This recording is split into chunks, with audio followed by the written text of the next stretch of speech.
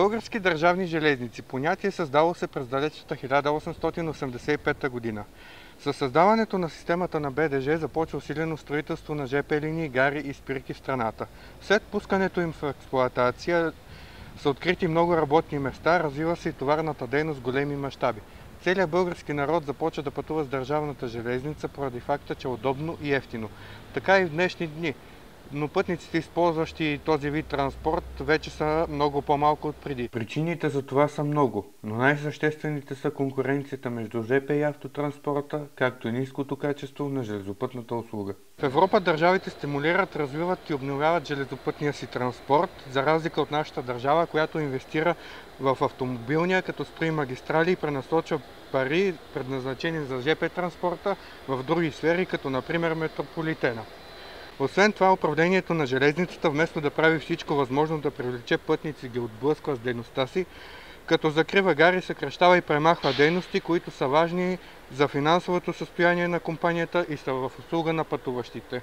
Пример за безотговорността в железницата може да послужи ЖП гара Долно Царовене, която се намира на главна ЖП линия номер 7 Мездра-Видин, между спирка Габровница, бивша гара, закрита през 2008 година, и гара Медковец. Тя обслужва 10 населени места, в това число и един град, Вълчедръм. Тази възлова за района гара е закрита през 2008 година, въпреки многобройните писма от кметове, областни управители и редовни пътници, изразяващи несъгласието да бъдат закрити. След закриването на гарата бяха назначени билетни касиери, които да продават билети и да дават точна информация на пътуващите, да поддържат гарата и района около нея и да я пазят от набези. Освен тези действия, консигнаторите почистваха чакалнята, през студените зимни месеци проотяваха пътниците при тях в канцеларията си на топло. БДЖ не даваше никакви пари за покриване на сметките за ток, вода и други консумативи.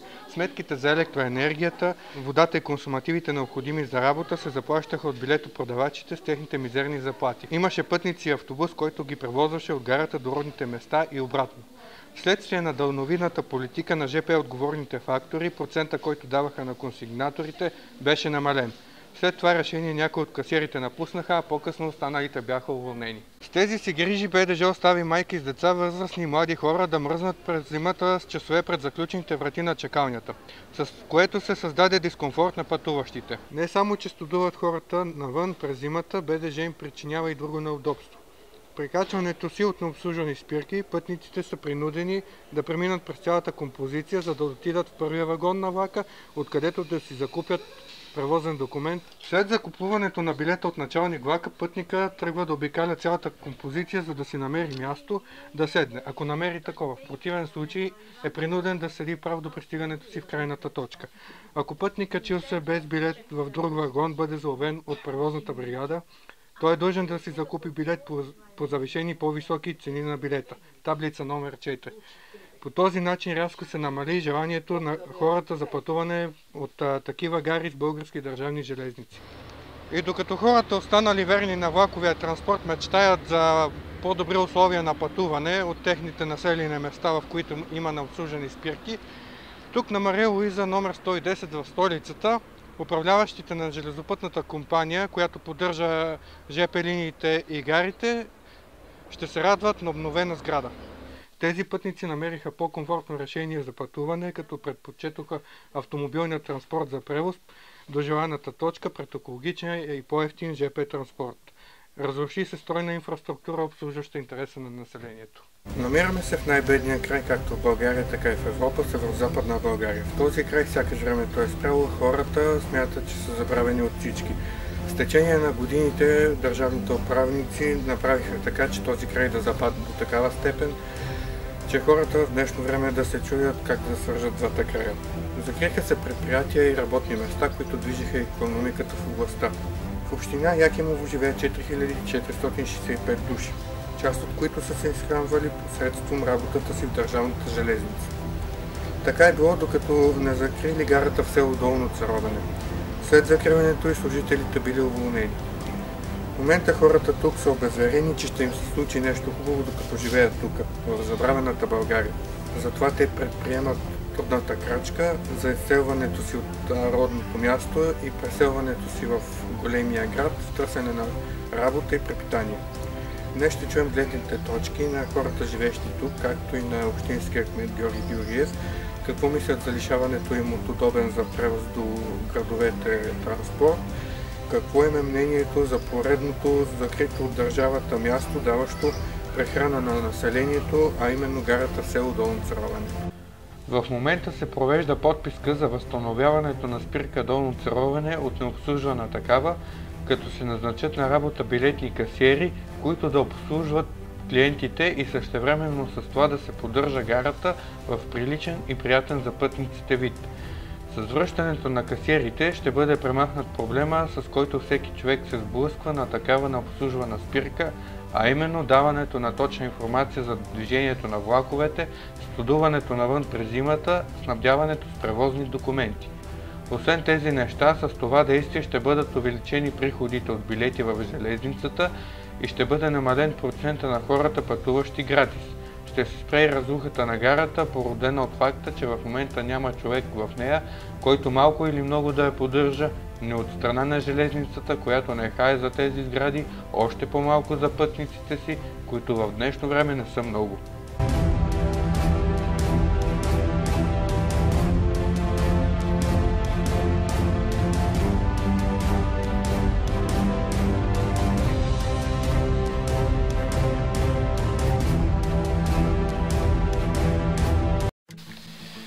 Защо решихте да се подпишете в подписката за гара Долно Царовене и какво ви е мнението за закриването и през 2008 година, в последствие превърната в необслужвана спирка? Така, подписах се поради тази причина, че тази гара е възлова и до Вълчедръм имаше автобус и много хора пътуваха и използваха превоза на ЖП. И не съм съгласна, че я закриха. Просто населението от нашия край, който е много беден, го лишиха да има ЖП гара. ЖП-то не го поддържат, а само рушат и от малцинството разбиват. Колко катастрофи станаха по ЖП-то, от това, че не се поддържат линиите и крадат от тях.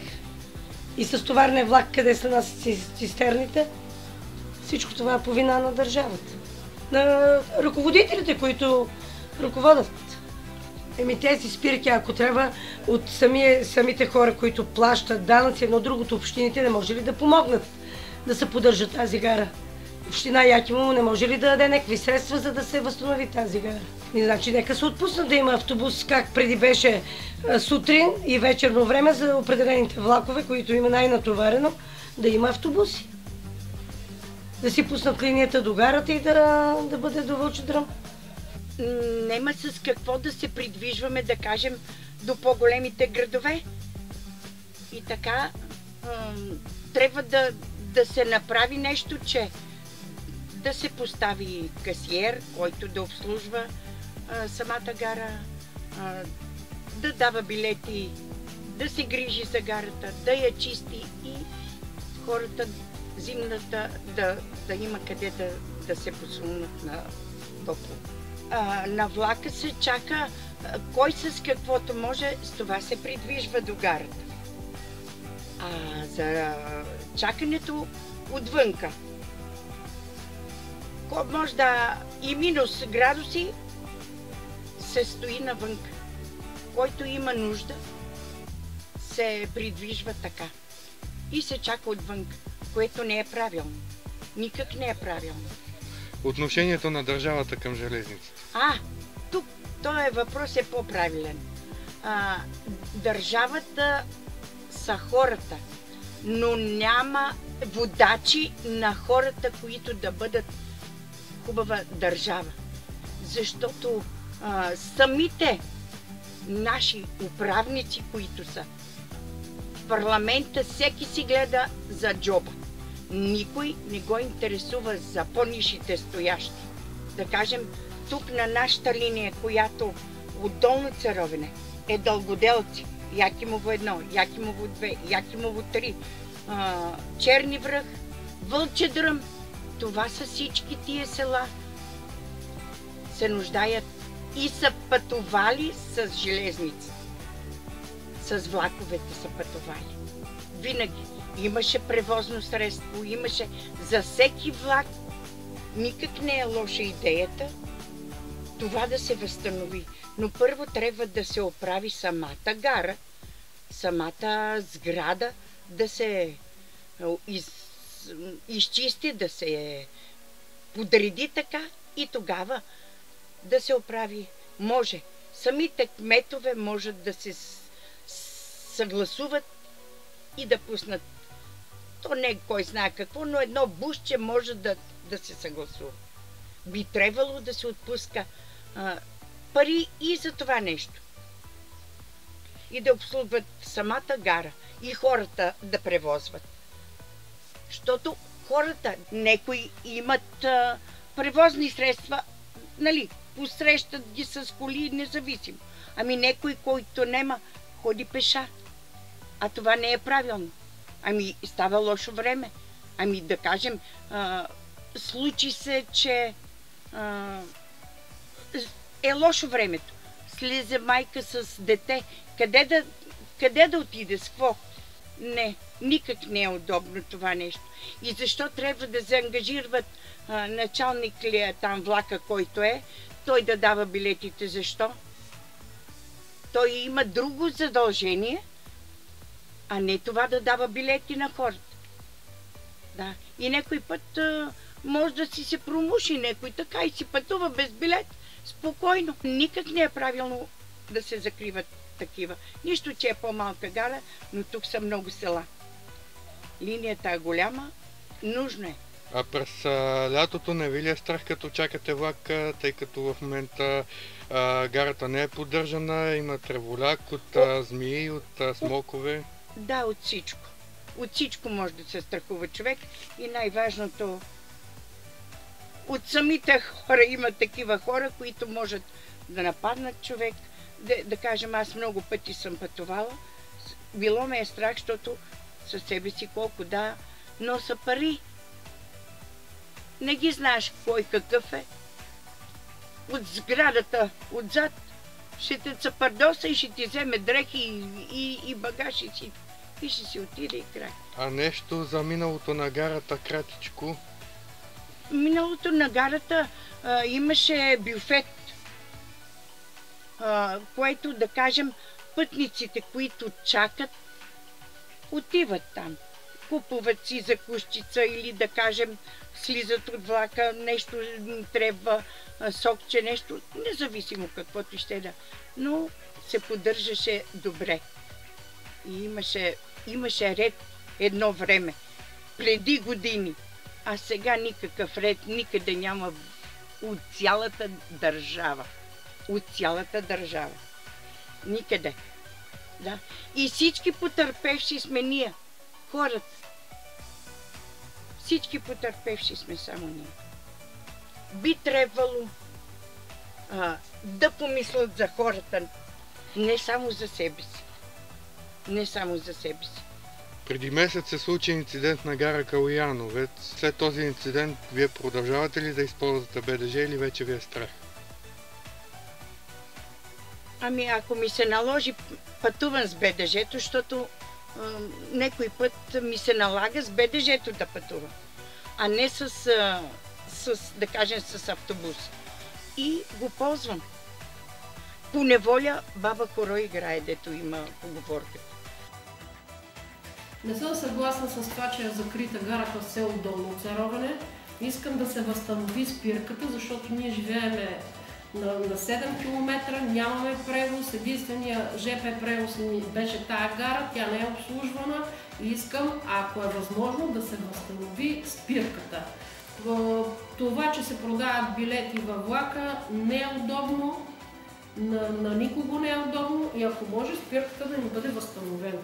Чакалната затворена, хората мръзнат отвънка, съвсем неудобно. Има хора и с малки деца, които пътуват и съвсем неудобно. Ние тук, тази спирка се ползва от много села. От Долно Царовене, Дългоделци, по посока Якимово, Вълчедръм до Цибър.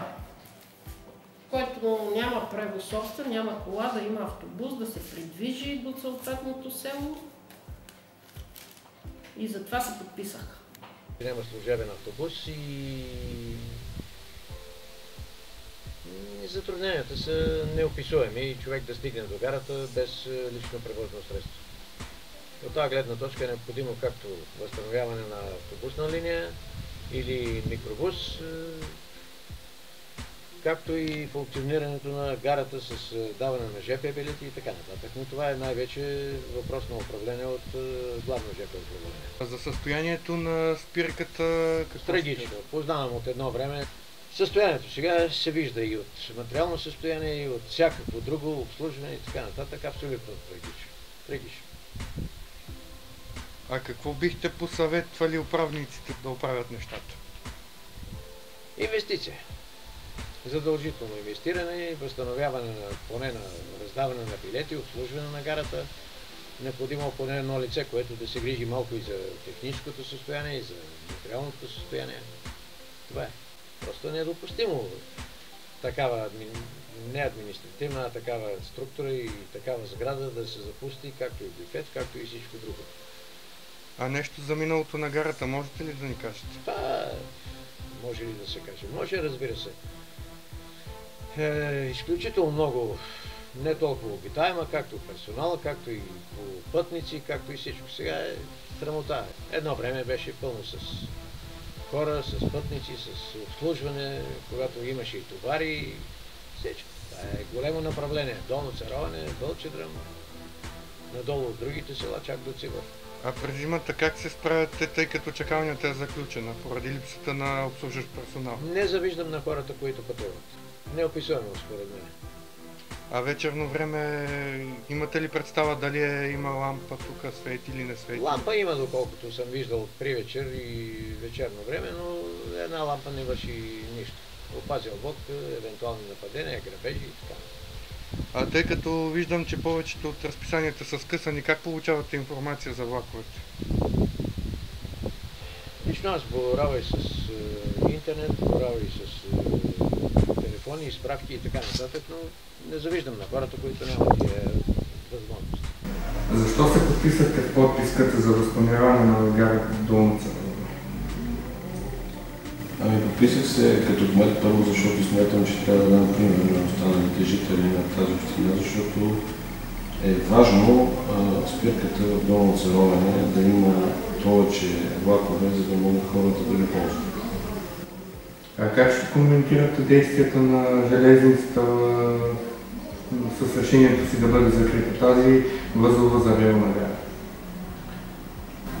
Тогава имаше така голям обществен отклик на това действие на железницата. Бяхме уведомени, беше поканен представител от община Яхино на събрание или комисия, не знам точно какво беше. И решиха, че поради намаления пътникопоток и поради тежкото им финансово състояние, гарата трябва да се преобразува в спирка. Съответно с съседна община Вълчедръм писахме едно писмо, с което изявихме желание като кметове на съседни общини да помогнем с каквото е възможно, но така и нямаше отзвук на нашето писмо. Решиха и гарата се преобразува в спирка. Хората, използващи ЖП транспорт в тази община, желаят да си бъде осигурен транспорт до спирката, тъй като в момента такъв до нея няма. Бихте ли се взели с решаването на този проблем? Да, бихме могли да, след като се съобразим, разбира се, с разписанието на влаковете, бихме могли казвам се съседна община, защото навсякъде се гони икономическата страна на нещата, бихме могли да направим един търг и да изберем превозвач, който да е свързан с разписанието на влаковете. Но все пак, казвам, трябва да има интерес от хората и достатъчно желаящи да ползват тази услуга, за да я направят. Защото преди също имаше малко бусче, което пътуваше до гарата. В момента, в който тя се закри и стана спирка, тази услуга приключи. А защо предпочетохте ЖП транспорта пред автомобилното? Понятно, защото е по-евтин. А в трудното време, в което живеем, с тези малки доходи, просто всеки избира по-евтиното.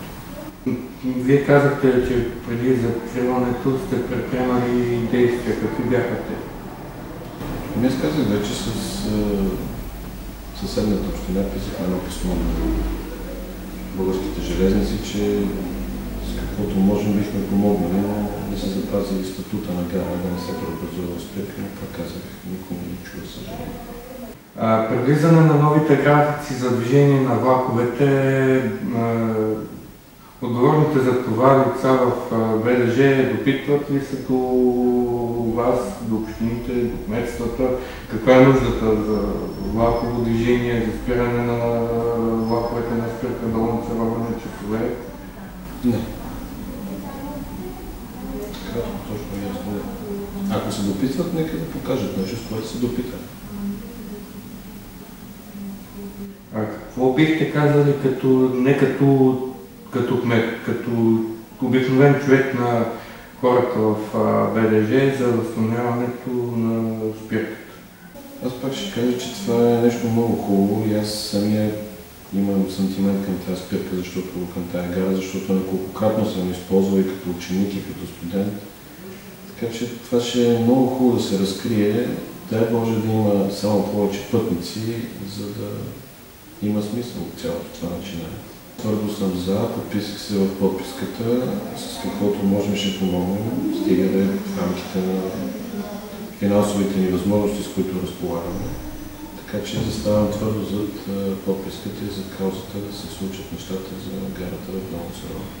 В подписката участват жители от общините Якимово и Вълчи дръм, които желаят и настояват да им бъде възстановена гарата, тъй като искат да ползват услугите на ЖП транспорта, но при нормални условия. Т.е. поддържана гара, отворена чакалня, за да не студуват навън през зимата, докато чакат влака, и обслужващ персонал, който да им подсигури превозните документи за пътуване, както и комфорта, докато стане време за желания от тях влак. Населението на общините Якимово и Вълчи дръм желае да им бъде осигурен автобус от БДЖ или от някои от двете общини, с който да могат да се придвижват от и за гарата, тъй като в момента превоз до нея няма. Докато управляващите се бият кой да вземе властта, за да може да се доразруши каквото е останало в държавата, в Северозападна България хората ще продължават да мечтаят за по-добър живот, както и за осъществяването на една от мечтите им, да ползват ЖП транспорта, да се възстановят и поддържат закритите гари в най-бедната част от Европа.